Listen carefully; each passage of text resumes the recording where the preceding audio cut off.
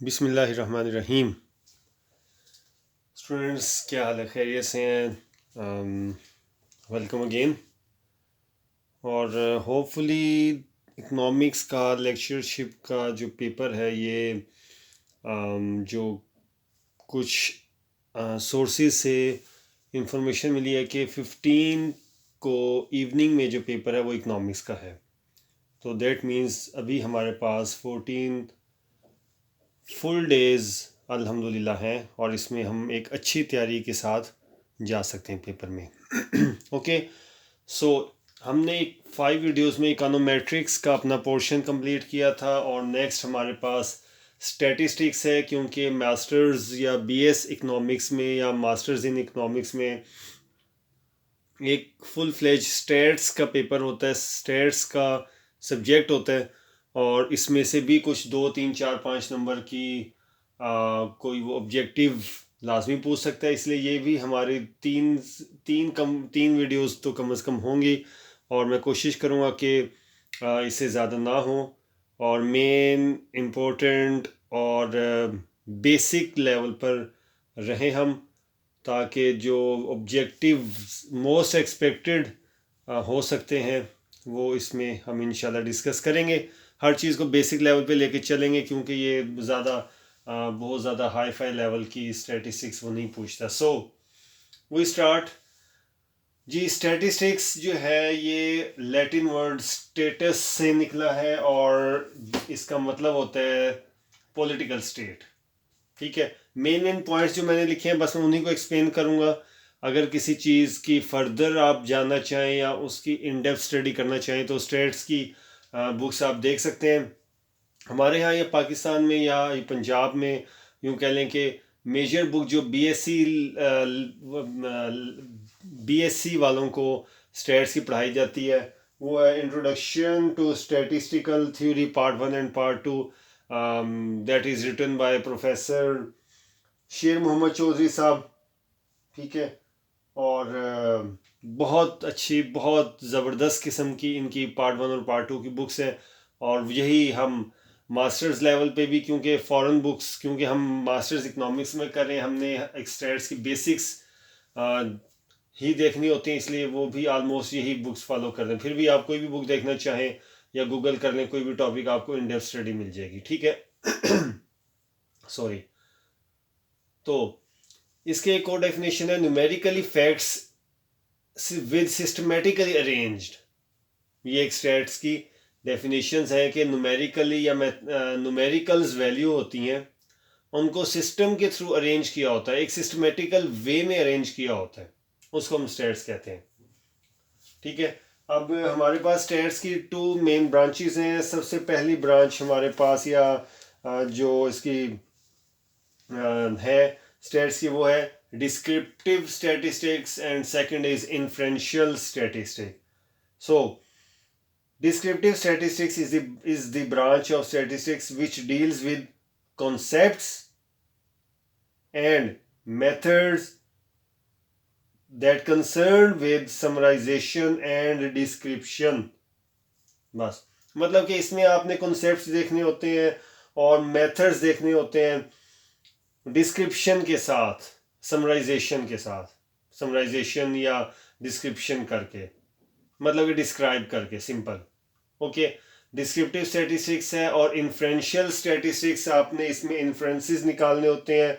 You have to make inferences about the data. ये हमारे पास inferential statistics है। और नेक्स्ट हमारे पास है डिस्क्रीट वेरिएबल और कॉन्टीन्यूस वेरिएबल। जी, बहुत सिंपल बेसिक लेवल पे हैं ये डिस्क्रीट और कॉन्टीन्यूस वेरिएबल। क्वांटिटेटिव वेरिएबल में भी क्लासिफाइड एज डिस्क्रीट और कॉन्टीन्यूस। ऑब्वियसली क्वांटिटेटिव वेरिएबल को हम क्लासिफाई करते हैं डिस्क्रीट में भी और कॉन्टीन्यूस में भी।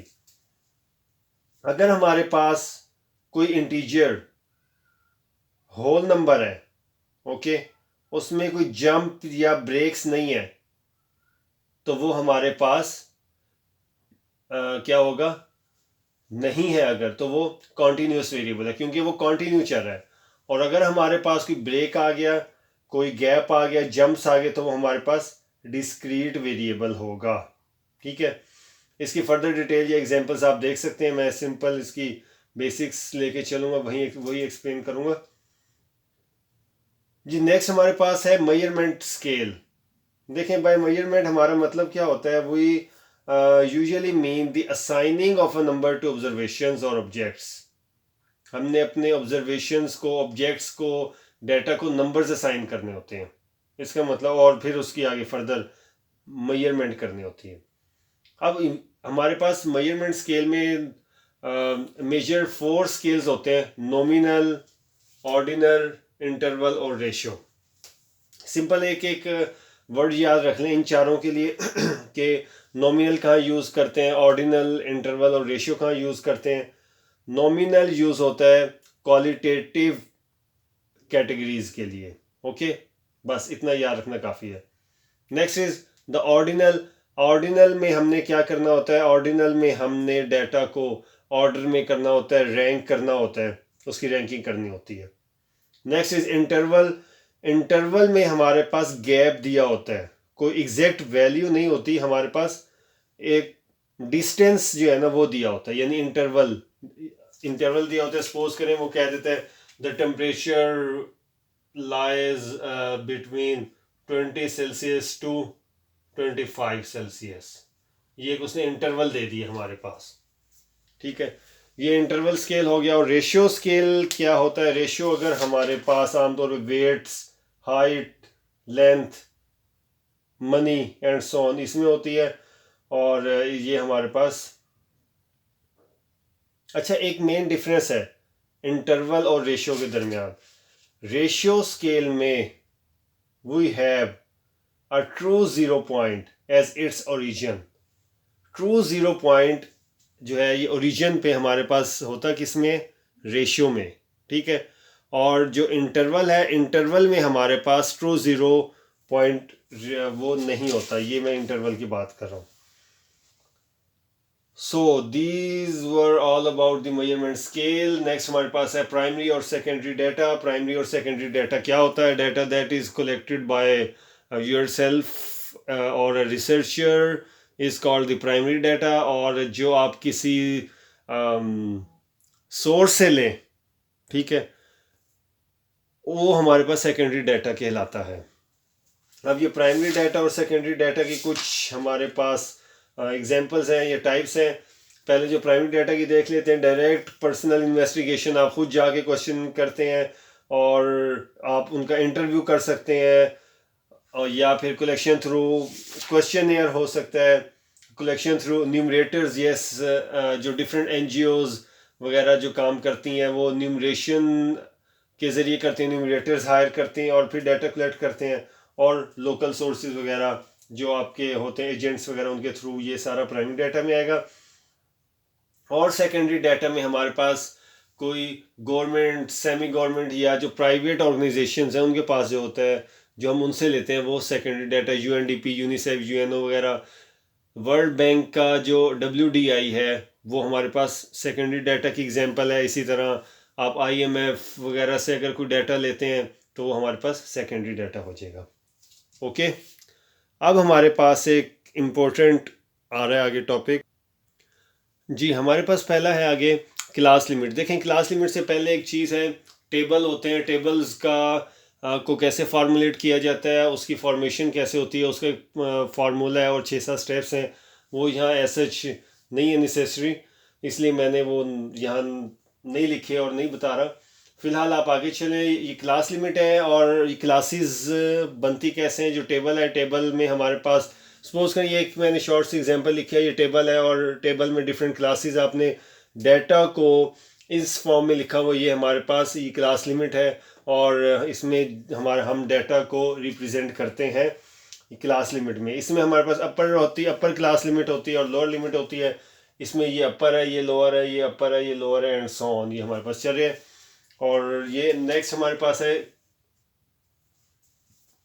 द क्लास इंटरवल और द क्लास बाउंड्री। जी, क्लास इंटरवल और क्लास बाउंड्री में क्या फ़र्क है, देखें। अगर तो जैसे इस एग्जांपल में हमारे पास अपर और लोअर वैल्यू सेम आ रही है, टू डिफरेंट क्लासेस की अपर और लोअर वैल्यूज सेम आ रही हैं, ये 10 है, ये 10 है, 19.5, 19.5, 20 एंड 20, ये हमारे पास होगी क्लास बाउंड्री। और अगर हमारे पास सेम नहीं है, सपोज करें यहाँ 10 है और यहाँ हमारे पास 10 की जगह आ जाए 11, ये 20 है, या हमारे पास आ जाए 21, तो अपर और लोअर वैल्यू सेम नहीं है ना। इसको फिर हमने एक फार्मूला है उसके ज़रिए सेम करना होता है, यानी कि हमने क्लास इंटरवल को क्लास बाउंड्री बनाना होता है। ओके, बाज़ वो मतलब अगर कोई मैथमेटिकली सॉल्व करना चाहे तो क्लास इंटरवल बाज़ में दिए होते हैं इस फॉर्म में, उसको फिर हमने क्लास बाउंड्री में लाना होता है, अपर और लोअर वैल्यू सेम करनी होती है, लेकिन बाज़ नहीं भी करते। वो डिफरेंट मेथड्स हैं कि कौन सा क्वेश्चन करते हैं कौन सा नहीं करते हैं एंड सो ऑन, वो भी इस टाइम हमें उसकी ज़रूरत नहीं है। सो आगे हमारे पास कुछ डायग्राम्स हैं, कुछ डेफिनेशंस हैं। सिंपल बार चार्ट है आगे हमारे पास। सिंपल बार चार्ट क्या होता है जी? सिंपल बार चार्ट हमारे पास क्या होता है? सिंपल बार चार्ट होता है कि जिसमें आप सिंपल कोई भी डायग्राम ड्रॉ कर लेते हैं। ये देख लें, ये एक है, एक आपके पास ये आ गया, ये ए कैटेगरी आ गई, ये बी आ गई, ये सी आ गई एंड सो ऑन। ये आपके पास सिंपल बार चार्ट आ गया, ठीक है। और दूसरे पास आपको मल्टीपल बार चार्ट है। मल्टीपल बार चार्ट क्या है? जिसमें आप 2 डिफरेंट कैटेगरीज को शो करें। उसमें आप सपोज करें यहाँ पे ये एक ही कंट्री की 2 कमोडिटीज़ ली हैं, एक ए एक ये बी, दूसरे कंट्री की ए और बी लिए हैं, ये तीसरे कंट्री की ए और बी लिए हैं। ये 2 मैंने लिए हैं कमोडिटीज़, आप 2 से ज़्यादा भी ले सकते हैं, तो ऑब्वियसली फिर उतने ज़्यादा बार्स और बनते जाएंगे। Next is the component bar chart. जी, कंपोनेंट बार चार्ट में हम क्या करते हैं? कंपोनेंट बार चार्ट में हम, आपने देखें मल्टीपल बार चार्ट में एक और आपने या बार का इजाफा किया था, आप उसकी बजाय इसको इस तरह कर लें। अगर ये एक बार है एंड इट्स अ सेकंड बार, हम इसके डिफरेंट कंपोनेंट्स बना सकते हैं। ये कंपोनेंट बार चार्ट हो गया। Okay, next is the pictogram. जी, पिक्टोग्राम ये कौन से एग्जाम, ये किसी एग्जाम में आया भी हुआ, आई थिंक मुझे याद नहीं, लेकिन ये पढ़ा है मैंने किसी पास्ट पेपर में। पिक्टोग्राम स्टेटिस्टिकली बड़ा उसकी जो है ना वैल्यू है। ये एक किस्म की न्यू थिंग है, स्टैटिस्टिकल मेथड्स में हम यूज़ करते हैं। इसमें हम डायग्राम में पिक्चर्स बना लेते हैं, सिंपल सी पिक्चर को बना लेते हैं। इसकी एग्जांपल के लिए मैं बुक आपको दिखा देता हूँ कि ये देख लें, आपके पास ये एक ये डायग्राम बनी हुई है और इस डायग्राम में ये पिक्चर्स बनी हुई हैं और इसको हम कहते हैं पिक्टोग्राम्स। ओके, द पाई डायग्राम को हम सेक्टर डायग्राम भी कहते हैं, यानी कि इसमें हम इस ग्राफ में हम सर्कल एक बनाते हैं और सर्कल में हम डिफरेंट सेक्टर्स बना लेते हैं। जैसे हमने यहाँ पे 2 कमोडिटीज ली, यहाँ पे 3 ली है, 1 2 3, इसमें हमने ये बना लिया और ये आ गया। देखिए ये एक पाई डायग्राम बन गई।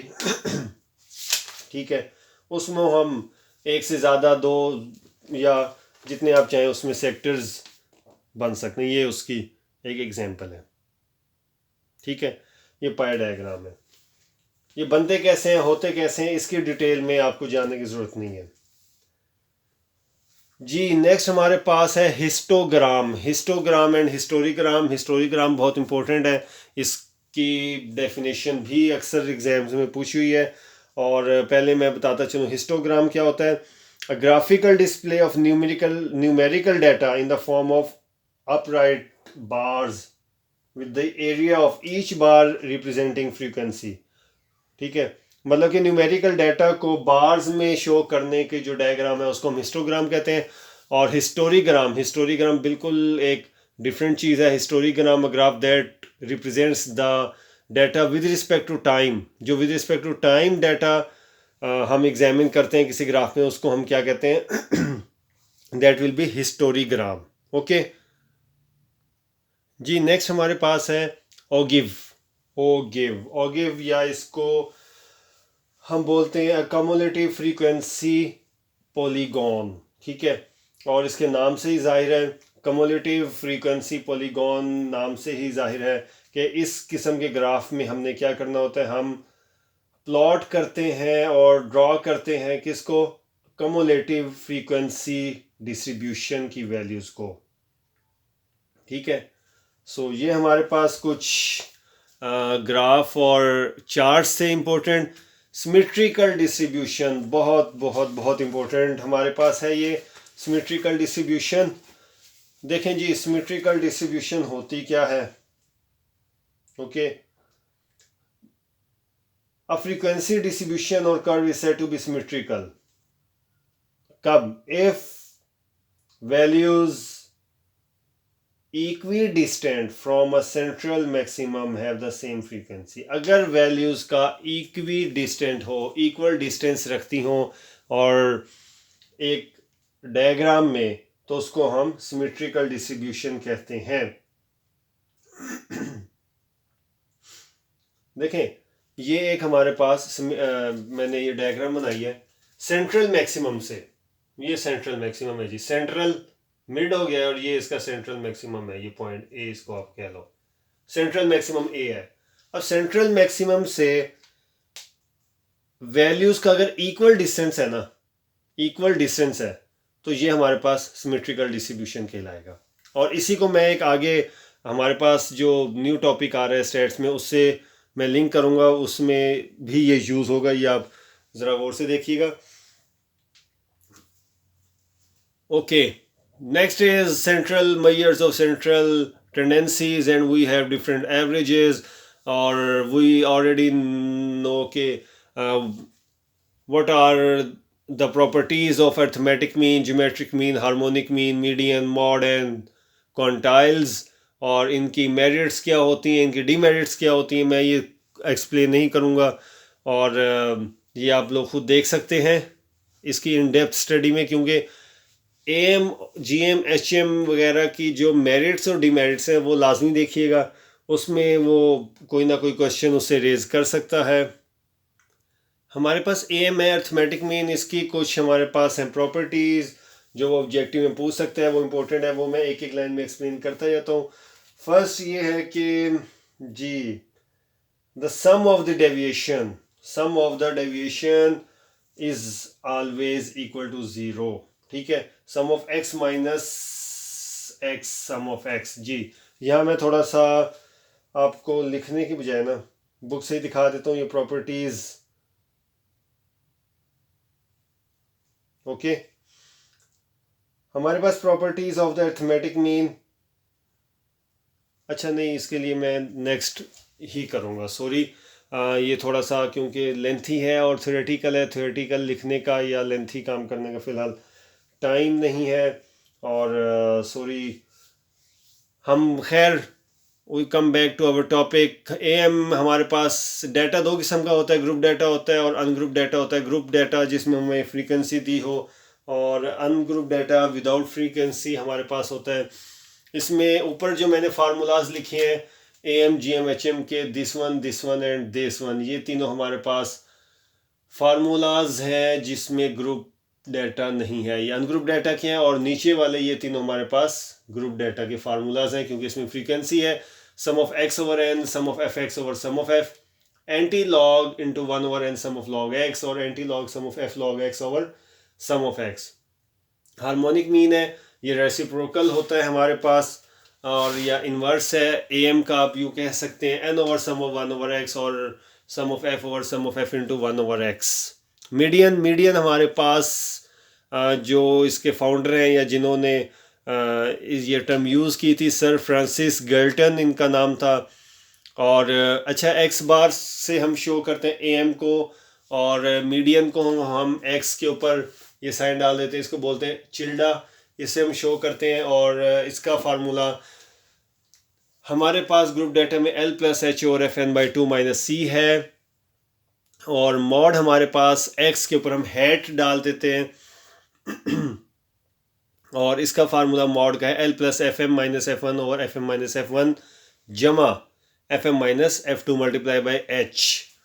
ओके, मीडियन होता क्या, ये मैंने फार्मूला एक्सप्लेन कर दिया। मीडियन हमारे पास होता है द मिड वैल्यू, और मिड वैल्यू डाटा से आपने मिड वैल्यू निकालनी होती है। ग्रुप डाटा में आपके पास ये फार्मूला आता है, और अनग्रुप डाटा में कोई भी है आप उससे मिड वैल्यू निकालेंगे। अगर ऑड है, अगर इवन है, तो आप मिड टू वैल्यूज़ को सम करके 2 पे डिवाइड करके वो निकालेंगे। ओके, मॉड हमारे पास क्या होता है? मॉड होता है मोस्ट रिपीटेड वैल्यू।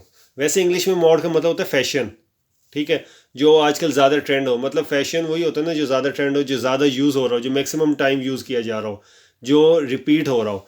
तो मोड यही होता है। मोड का मतलब यहाँ पे भी यही है कि मोस्ट रिपीटेड वैल्यू। और जो अगर आपके पास डाटा अनग्रुप है उसमें फिर एक वैल्यू, जो वैल्यू मैक्सिमम टाइम्स रिपीट होगी वो हमारे पास आंसर होगा।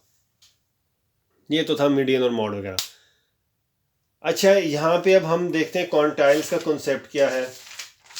लेकिन जी क्वांटाइल्स हमारे पास हो उस टाइम हम यूज़ करते हैं क्वांटाइल्स को अगर हमारे पास नंबर ऑफ़ वैल्यूज़ या नंबर ऑफ़ ऑब्जर्वेशंस बहुत ज़्यादा हों। अगर हमारे पास number of observations quite large हों, फिर हम क्या करते हैं, अपनी आसानी के लिए डाटा को डिफरेंट पार्ट्स में डिवाइड कर लेते हैं। हम डाटा को या तो डिवाइड करते हैं 4 पार्ट्स में, या हम करते हैं 10 पार्ट्स में, या करते हैं 100 पार्ट्स में। क्वार्टाइल निकला क्वार्टर से 4 होता है, डिसाइल निकला डेकेड से 10 होता है, ये परसेंटेज 100 होता है। थ्री वैल्यूज़ 3 पार्ट्स में डिवाइड करने से हमारे पास डाटा जो है, यानी देखें ये कर्व है, ये भी एक है 1 2 3। अब ये डाटा जो है 1 2 3 4 पार्ट्स में डिवाइड हो गया हमारे पास। ठीक है, ये क्वार्टाइल है। डिसाइल है, हम वो 9 हमारे पास जो है उसमें वैल्यूज़ होंगी, तो वो डाटा हमारे पास 10 इक्वल पार्ट्स में डिवाइड हो जाएगा। और अगर 99 वैल्यूज़ हो तो डाटा हमारे पास 100 वैल्यूज़ में डिवाइड हो जाएगा। ओके, यहाँ से स्क्यूड और असिमेट्रिकल डायग्राम या डिस्ट्रीब्यूशन भी वो पूछ सकता है। ये मैंने इसलिए नहीं रेज किया क्योंकि ये इससे लिंक था थोड़ा सा। और ये देख लें, ये हमारे पास है सिमेट्रिकल डिस्ट्रीब्यूशन, इसका ऑपोजिट होता है सिमेट्रिकल से। पहले आ लगा दें, असिमेट्रिकल डिस्ट्रीब्यूशन, या इसको स्क्यूड भी कहते हैं, स्क्यूनेस। और ये पॉजिटिव स्क्यूनेस भी होती है और नेगेटिव स्क्यूनेस भी होती है। ये भी मैं एक्सप्लेन कर अभी यहाँ करता हूँ।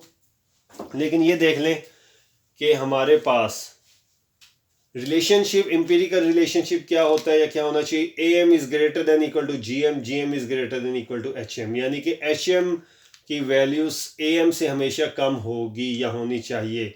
और अगर ज़्यादा आ रही है या कोई आप ज़्यादा आ रही है, इसका मतलब कि आपकी कैलकुलेशन ठीक नहीं है।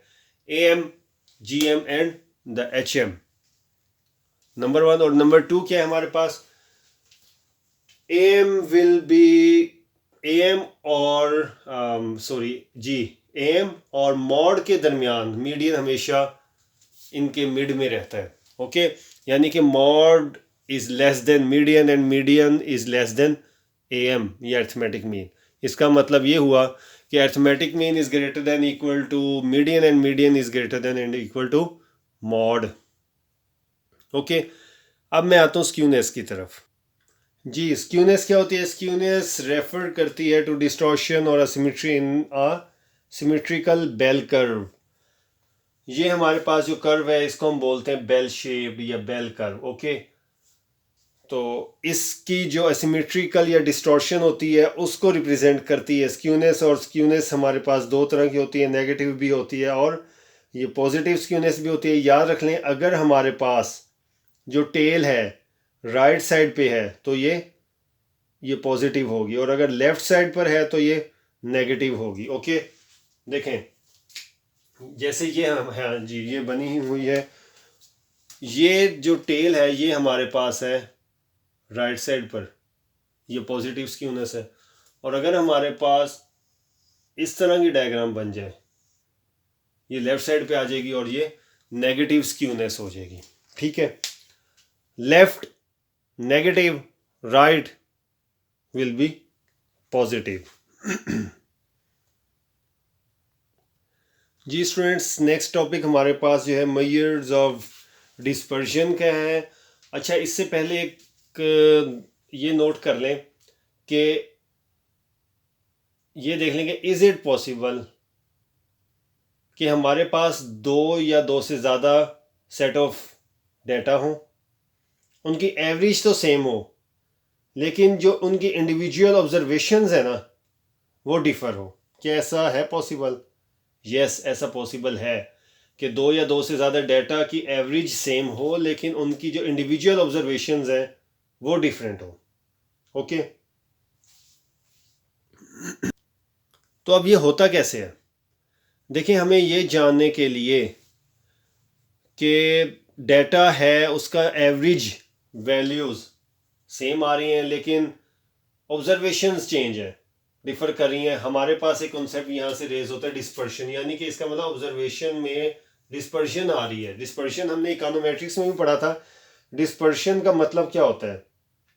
डिस्पर्शन का मतलब होता है स्कैटर होना, फैलाव, वेरिएबिलिटी। स्कैटर डायग्राम जैसे कहते हैं, स्कैटर थॉट्स होते हैं, मतलब कि फैलाव होना ना किसी चीज़ का, एक पॉइंट पर ना होना, उसको बोलते हैं डिस्पर्शन। अब यहाँ से हमारे पास जब एवरेज सेम है और ऑब्जर्वेशन सेम नहीं आ रही, इसका मतलब कि डेटा में डिस्पर्शन है। ठीक है, सो अब हमें यहाँ से ये देखने की डिस्पर्शन होती कितनी टाइप की है? दो टाइप होती हैं, एक एब्सोल्यूट डिस्पर्शन और एक रिलेटिव डिस्पर्शन। एब्सोल्यूट का मतलब होता है सेम, और जी और रिलेटिव का मतलब होता है रिलेटिवली, जब हम किसी और के साथ कंपेयर करते हैं या कंपैरेटिव एनालिसिस करते हैं, वो हम उसमें फिर रिलेटिव डिस्पर्शन देखते हैं। ठीक है,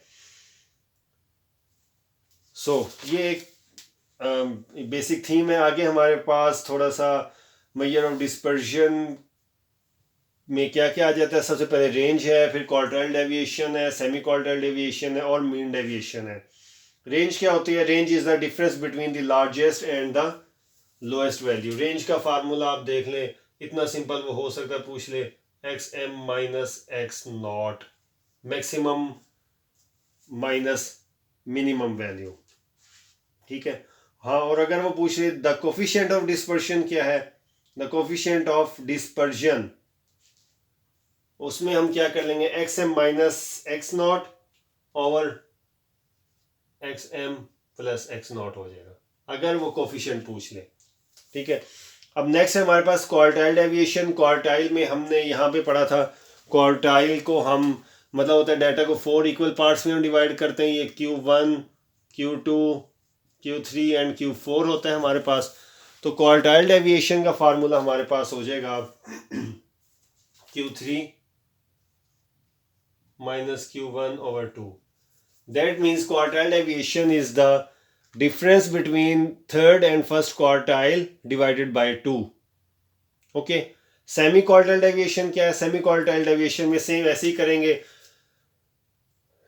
सेमी क्वार्टाइल डेविएशन में या हमारे पास जो कोफिशिएंट है क्वार्टाइल डेविएशन का, देखें कोफिशिएंट आ जाए तो जैसे हमने कोफिशिएंट ऑफ डिस्पर्शन में किया था, इस साइन चेंज करके यहाँ इसको लिख लिया था डिनोमिनेटर में। इसी तरह हम सेमी क्वार्टाइल डेविएशन या कोफिशिएंट ऑफ क्वार्टाइल डेविएशन में Q3 माइनस Q1 है ओवर Q3 प्लस Q1 आ जाएगा। ओके, अब हमारे पास है mean deviation. So mean deviation हमारे पास क्या होता है जी? मीन डेविएशन हमारे पास क्या होता है? मीन डेविएशन हमारे पास क्या डिफाइन करता है? ये करता है जी arithmetic mean of the deviations.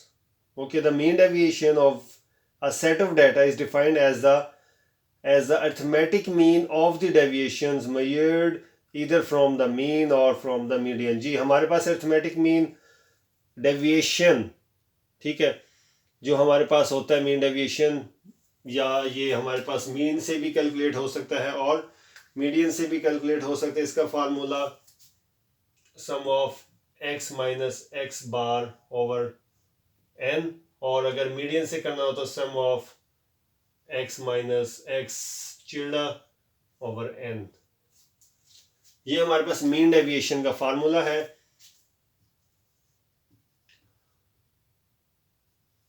ये फार्मूला है अनग्रुप डाटा का। अगर ग्रुप डाटा आ जाएगा तो इसमें फ्रीक्वेंसी हमारे पास आ जाएगी। ओके,